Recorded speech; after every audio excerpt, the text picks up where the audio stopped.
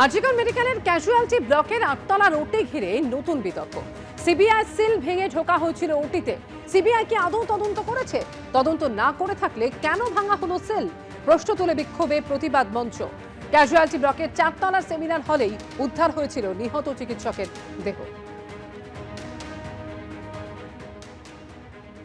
RG Kar medical college হাসপাতালের casualty ব্লকের 8তলার orthopaedic ওটি নিয়ে নানান অভিযোগ, এবং এই মুহূর্তে অভয় মঞ্চের যারা রয়েছেন তাদের একটা বক্তব্য আছে, অভিযোগ আছে। আপনাদের অভিযোগ কি?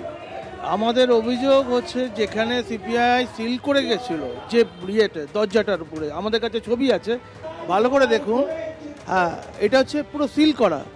সেকেন্ড যে ইয়েটা আমাদের কাছে এসছে সেটা দেখুন, পুরোটাই সিল। দেখুন, ভালো করে দেখুন।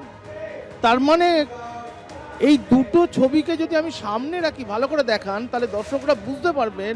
এবং মানুষ, এটা যেহেতু মানুষ এই আন্দোলনের মুখ, মানুষের কাছেও এটা পরিষ্কার হয়ে যাবে যে ঘটনার তালে কি, এই আশঙ্কার দিক থেকে। তাহলে আমরা কি ধরনের সিবিআই এতদিন যে 90 দিনে যে চার্জশিট দিল সেটা কি ভিত্তিতে দিল, আর সেখানকার সিকিউরিটি কি দাঁড়ালো, সেই অবজারভেশনগুলো কিভাবে হচ্ছে, হাইকোর্ট এবং মহামান্য সুপ্রিম কোর্ট এই জাজমেন্টগুলো দিচ্ছেন, এবং যেখানে দাঁড়িয়ে সিবিআই এনকোয়ারি চলছে সেখানে এটা কি করে সম্ভব হলো যে একটা গোটা তালাকে, যেটা সিল আপ করা ছিল, সেই সিলটাকে ভেঙে দিয়ে সেখানে লোক ঢুকে গেল।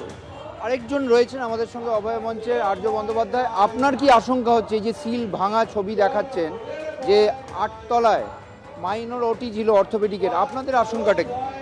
আমাদের আশঙ্কাটা হচ্ছে যে এই যে একটা সিল ভাঙা হলো আর একটা সিল ভাঙা নেই, তার মানে সিল ভাঙার যেটা নেই তার মধ্যেই কোনো একটা ইনসিডেন্ট লুকিয়ে আছে। তাহলে সিবিআইয়ের কথা হচ্ছে, সিবিআই কি তাহলে এটা সম্পূর্ণভাবে তদন্তটা করলো না, যে না একটা ঘরে সিলটা ভাঙলো আর একটা ঘরে সিলটা ভাঙলো না, অথচ সেই ঘরটা ইনট্যাক্ট এখনো পড়ে আছে।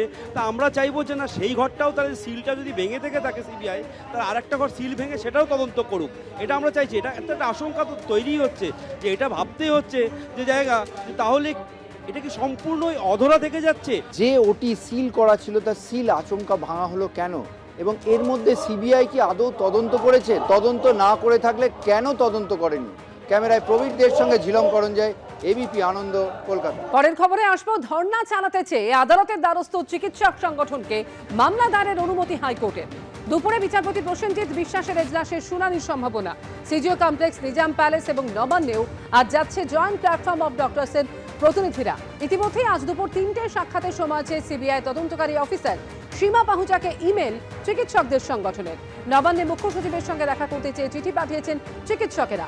নিজাম প্যালেসে তদন্তকারী অফিসারদের সঙ্গে দেখা করার জন্য ডাক্তারদের তরফে চিঠি দেওয়া হয়েছে।